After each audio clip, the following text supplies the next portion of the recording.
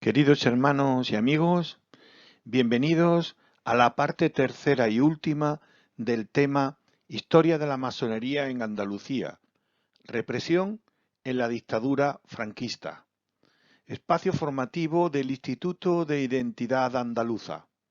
Ponente Julio Jiménez Cordobés.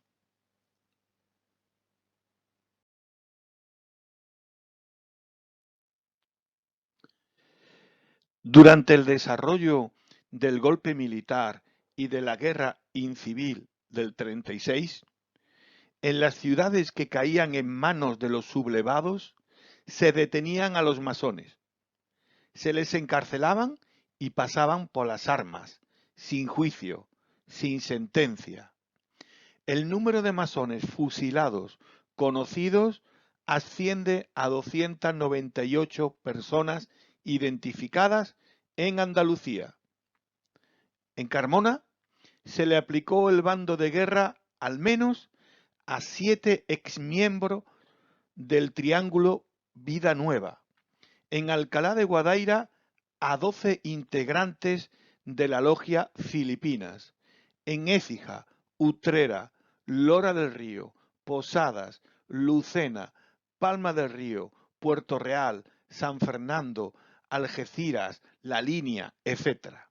Es decir, en Granada 25 fusilados, en Cádiz 118, en Sevilla 66, en Huelva 29 fusilados, en Córdoba 27, en Málaga 13, en Almería 6, en Jaén 5.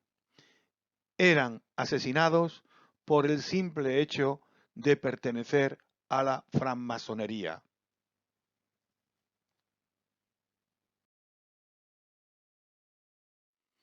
Vamos a observar uno de los modus operandi, formas de actuar en el proceso de identificación, detención y asesinato de los hermanos masones.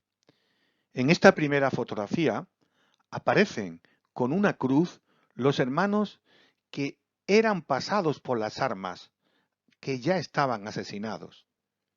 En la siguiente fotografía, en sus márgenes, aparecen los nombres identificados de los componentes del ágape fraterno de la logia Acacia en la línea de la Concepción.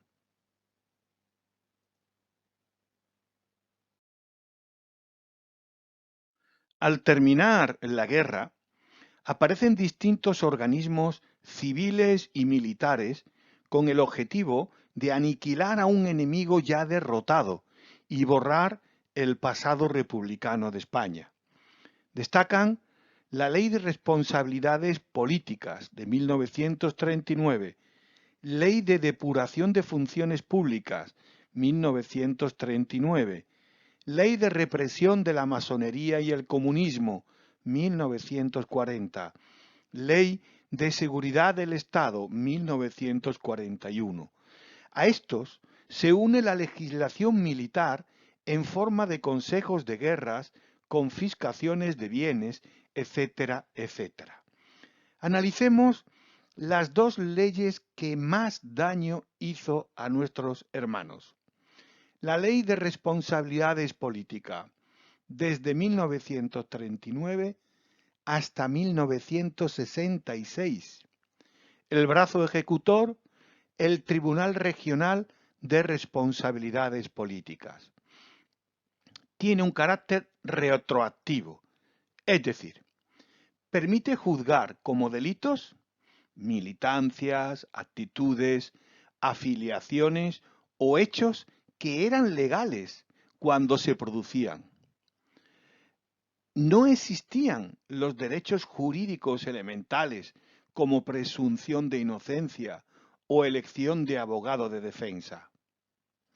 La sanción perdía su carácter personal, se inculpaba, juzgaba y condenaba a personas ya fallecidas.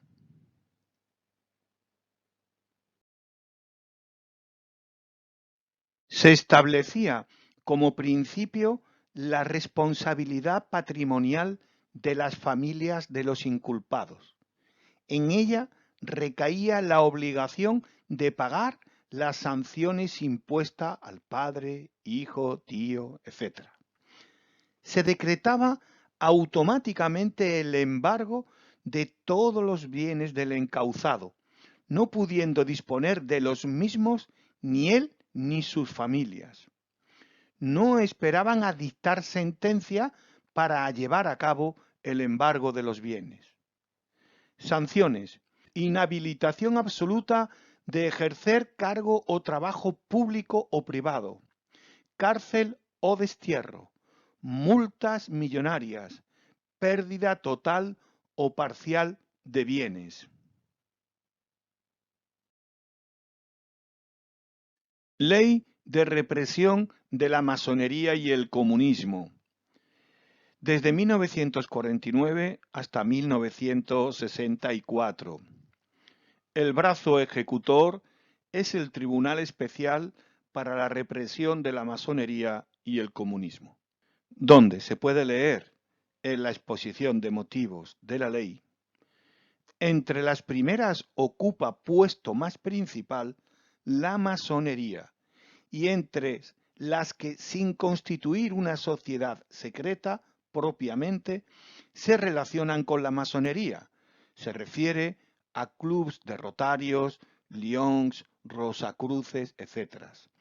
En la pérdida del imperio colonial, las guerras civiles, las perturbaciones que aceleraron la caída de la monarquía, minaron la dictadura, así como los crímenes de Estado, se descubre siempre la acción de la masonería. Al levantarse en armas el pueblo español, no cejan la masonería, proporcionan armas, simpatías y medios económicos a los opresores de la patria. Son escasas y reducidas el alcance de las disposiciones legales para castigar y vencer estas maquinaciones, sin que ahora se pretenda establecer la normativa definitiva y total. Se hace indispensable determinar la clasificación jurídica y sanciones que merecen los que todavía secundan la masonería. Y el artículo dice: constituye figura de delito el pertenecer a la masonería. Sus bienes se declaran confiscados. Son masones todos los que han ingresado en la masonería y no han sido expulsados o no se han dado de baja, y no dejan de serlo aquellos a quienes la secta ha concedido alejamiento de la misma. Los delitos de masonería serán castigados con la pena de reclusión menor, excepto circunstancias agravantes. Son circunstancias agravantes el haber obtenido alguno de los grados desde el 18 al 33, el haber asistido a asambleas o desempeñado cargos o comisión que acredite especial confianza de la secta. Quienes hayan pertenecido a la masonería vienen obligados a formular ante el gobierno una declaración de retractación en el plazo de 2 meses. Artículo 8. Las personas comprendidas en el artículo anterior quedarán separadas definitivamente de cualquier cargo del Estado, corporaciones públicas u oficiales, entidades subvencionadas, empresas concesionarias, gerencias y consejos de administración de empresas privadas, cargos de confianza, mandos o dirección de las mismas, decretándose además su inhabilitación perpetua para los referidos empleos y su confinamiento o expulsión. Serán sometidos a procedimiento de sanción económica. Se ordena la disolución de las logias y obediencias. Se confirman bienes y pertenencias. Carácter retroactivo a pertenencia a masonería cuando era legal su actividad.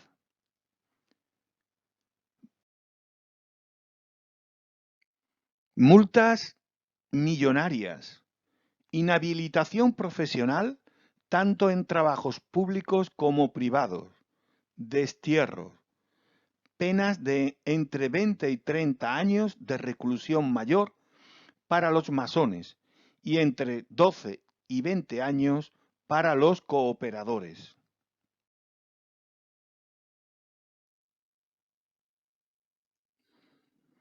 En imagen, diversos documentos que solían utilizar estos tribunales de represión contra los hermanos masones.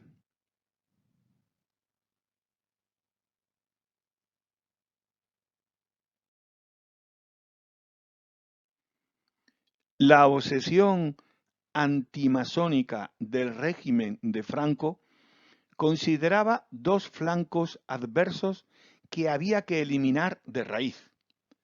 Por un lado, los teóricos de la libertad, igualdad y fraternidad, defensores de los derechos del individuo, la tolerancia, la libertad de creencia y del sistema democrático en contra del absolutismo o dictadura, es decir, los masones y libres pensadores, y los movimientos obreros.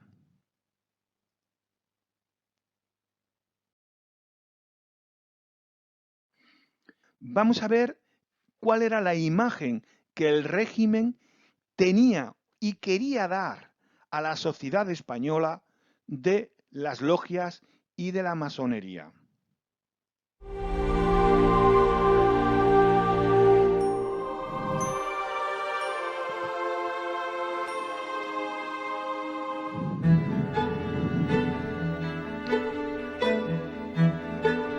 Conviene señalar que realmente esta pseudologia tiene pues, la importancia artística, por decirlo de alguna manera, que puede tener, pero realmente lo que es importante es toda la documentación que tiene guardada el Archivo de Salamanca. Gracias a ella se puede reconstruir de verdad cómo fue la historia de la masonería española antes de la República y hasta que se editó la Ley de la Represión de la Masonería y del Comunismo.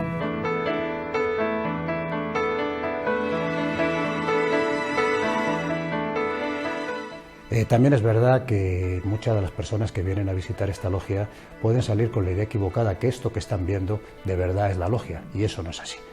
Yo creo que habría que hacer algo, y de hecho entre el Supremo Consejo del Grado 33 para España y el Ministerio de Cultura del Reino de España tenemos firmado un convenio de colaboración, y una de las ideas que se han barajado y que yo creo que sería muy interesante era hacer en una sala aneja o muy próxima a la actual logia una logia de verdad como es, cómo se trabaja. Eso no hay ningún secreto, se puede ver, para que de verdad las personas que estén interesadas en este tiempo, en este tema, pues se vayan con las ideas claras de cómo es una logia y no esto que tenemos aquí. Evidentemente hay elementos artísticos de una gran belleza, pero todo parecido con la realidad, como ya he dicho yo antes, es mera coincidencia.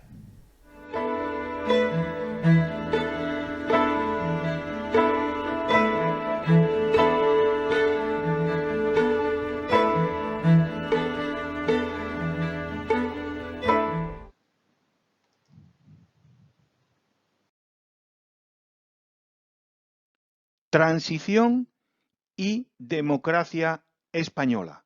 Vuelta a la legalidad. En enero de 1976, el Gran Oriente Español apoya al Estado constitucional monárquico como Estado de Derecho, iniciándose las gestiones ante el Ministerio de la Gobernación para obtener la legalización de la masonería en España, apoyo que obtuvieron del Consejo de Europa de Estrasburgo. También se hicieron gestiones con la jerarquía episcopal española, manifestando un deseo de concordia y colaboración después del Concilio de Vaticano II y de la autorización del antiguo Santo Oficio de Roma para que los católicos pudieran ser masones con lo que se abolía la prohibición y excomunión que durante tanto tiempo había condenado la masonería.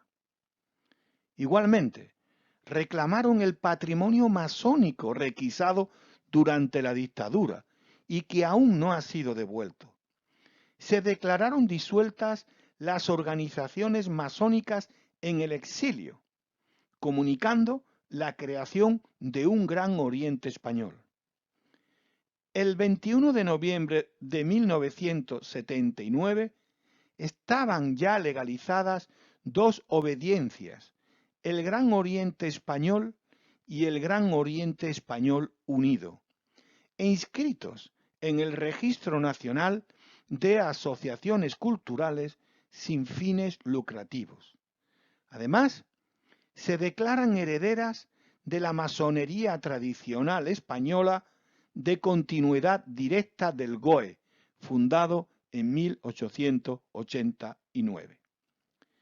El Gran Oriente Español, GOE, adogmática, no cree en la existencia de un ser superior, Dios, talleres mixtos, talleres solo de hombre, talleres solo de mujeres. Y la Gran Logia de España, heredera de la masonería tradicional española, de continuidad directa del GOE, fundado en 1889. Quedó constituida legalmente por la resolución administrativa de su inscripción en el Registro de Asociaciones del Ministerio del Interior, número 37.256, de fecha 16 de octubre del año 1980, como una obediencia u orden masónica regular sin ánimo de lucro y por tiempo indefinido. Gran Logia de España, dogmática, cree en la existencia de un ser superior, talleres formados solo por hombres.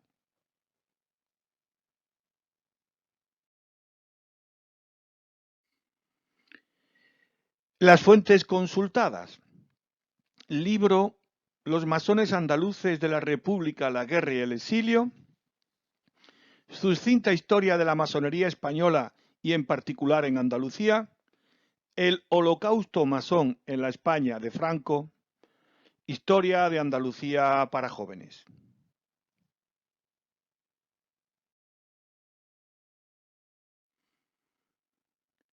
Queridos hermanos, estimados amigos, hasta aquí el tema Historia de la masonería en Andalucía. Parte 3, final, siglo XX, represión de la masonería. Gracias por vuestra atención.